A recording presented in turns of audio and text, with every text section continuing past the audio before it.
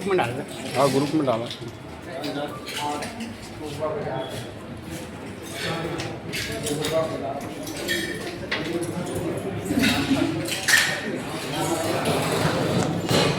इन्होंने अतिक्रमण करके कब्जा करके रखा था, उनको हटाने की जो कार्रवाई की गई, उनके द्वारा कड़ा विरोध करते हुए गाली गलौज किया गया। टीम जब वापस लौटी तो वो सभी 4 लोग, उनकी माँ, उनके बच्चे और 2 लड़कियाँ जोन ऑफिस में आके कोई लोहे के राड, कोई बल्ली से लेके नगर निगम ऑफिस में बहुत ज़्यादा तोड़फोड़ किए, बहुत ज़्यादा शासकीय संपत्ति को उन्होंने नुकसान पहुंचाया, माहौल को ख़राब किया। और जिस तरह से वो पुलिस वाले को धमका रहे थे, बहुत बड़ा विषय है। ऊपर सवाल खड़ा करता है कि हम कोई भी कार्य जिला प्रशासन का, नगर निगम का जो भी कार्य हम करने जाते हैं उसमें हम अगर सुरक्षित नहीं हैं तो वो ये बहुत चिंतनीय विषय है, बहुत निंदनीय है।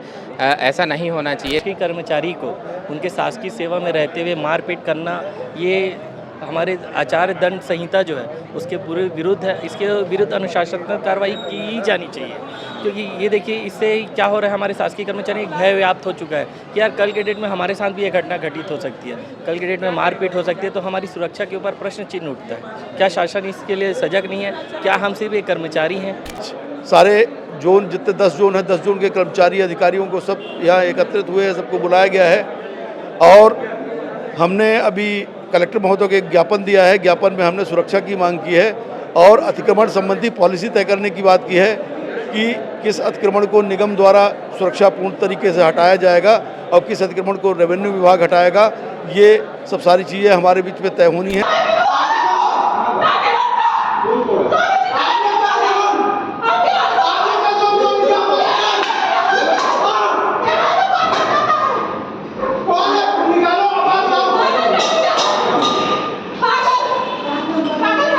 जो घटना हुई है वो कहीं ना कहीं सुरक्षा के लिहाज से एक बड़ी चूक मानी जा सकती है। और बीते दिनों तोड़फोड़ के मामले सामने आए, जहां पर जोन में घुसकर तोड़फोड़ हुई है और ये पूरा का पूरा मामला एक तरह से अब बड़ा स्तर ले चुका है। और पूरे रायपुर के जितने भी निगम जोन हैं वहाँ के कर्मचारी अब एक तरह से नगर निगम पहुँचे हुए हैं, क्या कुछ मांग को लेकर पहुँचे हुए हैं और एक घटना कैसे हुई है इसी को जानने और समझने की कोशिश करते हैं। ये जो पूरी की पूरी घटना हुई है उसके बाद में पूरा का पूरा कर्मचारी एकजुट होकर यहाँ पर पहुँचे, कैसे ये घटना हुई, क्या ये मामला है और क्यों यहाँ पर पहुँचे आप? निगम की जो टीम है, सामान्य प्रक्रिया की टीम जो रूटीन का काम करते हैं, उसको आपको लेके हम लोग अतिक्रमण हटाने गए थे, जिसमें टीपी की टीम, मुख्यालय की भी टीम थी। उस बीच जो जिन्होंने अतिक्रमण करके कब्जा करके रखा था, उनको हटाने की जो कार्रवाई की गई, उनके द्वारा कड़ा विरोध करते हुए गाली गलौज किया गया। टीम जब वापस लौटी तो वो सभी 4 लोग, उनकी माँ, उनके बच्चे और 2 लड़कियाँ जोन ऑफिस में आके कोई लोहे के राड, कोई बल्ली से लेके नगर निगम ऑफिस में बहुत ज़्यादा तोड़फोड़ किए, बहुत ज़्यादा शासकीय संपत्ति को उन्होंने नुकसान पहुंचाया। और जिस तरह से उनका आचरण था, व्यवहार था, इतना ज़्यादा आक्रामक था कि वो किसी का भी नुकसान कर सकते थे। दोपहर का समय था, लंच का, लगभग सब लोग अपने अपने खाने में। की घटना है, तारीख कौन सी? कल 4 तारीख की, कल दोपहर 1-2 बजे के आसपास की घटना। कहाँ की घटना है? और ये जोन क्रमांक 8 की है और टाटीबंद के एरिया में अतिक्रमण हटाने पे कार्रवाई हुई है। उसके बाद वो लोग जोन ऑफिस आके सभी लोग जो माहौल बनाए, तोड़ फोड़ किए, किसी के साथ मारपीट, पुलिस के साथ मारपीट।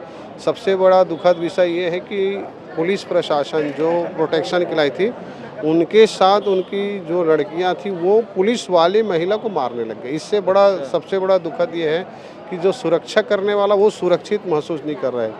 तो ऐसी स्थिति में हमारे साथ जो घटना घटी, इसका हम कड़ा विरोध करते हुए आज नगर निगम मुख्यालय में हम लोगों ने इस चीज़ को लेकर बैठक लिया। सारे अधिकारी कर्मचारी उपस्थित होकर निर्णय लिए कि कल से नगर निगम जो मूल काम उसको करेगी और जब हम अतिक्रमण हटाने जाएंगे तो पूरे सुरक्षा के साथ हम जाएं। और यदि हमें शासन प्रशासन द्वारा निगम को विशेष सुरक्षा प्रदान नहीं की जाती है तो हम ऐसी स्थिति में आंदोलन के लिए बाध्य होंगे। अच्छा, ये कौन कौन है जो मारपीट किए हैं? सामान्य जो भी आदमी जिनको लगता है अतिक्रमण कर लेते हैं, विशेष जानकारी तो है नहीं मुझे। मीना ठाकुर नाम उनका पेपर न्यूज़ में आया है और उनकी जो बच्चियां थी, शिवम करके लड़का था, इन्हीं 4 लोग वहां माहौल को ख़राब किए। और जिस तरह से वो पुलिस वाले को धमका रहे थे, बहुत बड़ा विषय है। तो हम चाहते हैं कि नगर निगम यदि कोई कार्रवाई करती तो दोबारा सुरक्षित तरीके से करे। अगर हमको सुरक्षा नहीं मिलेगा तो नगर निगम मजबूरी में जो है इस पर विरोध करते रहेगी। ये और भी लोग हैं यहाँ पे, अलग अलग जोन से एकजुट होके आए हैं। ये आप कौन से जोन? जोन 8 से। अच्छा, क्या सुरक्षा की मांग को लेकर ही आप लोग? जो अध्यक्ष महोदय बोल दिया उसे।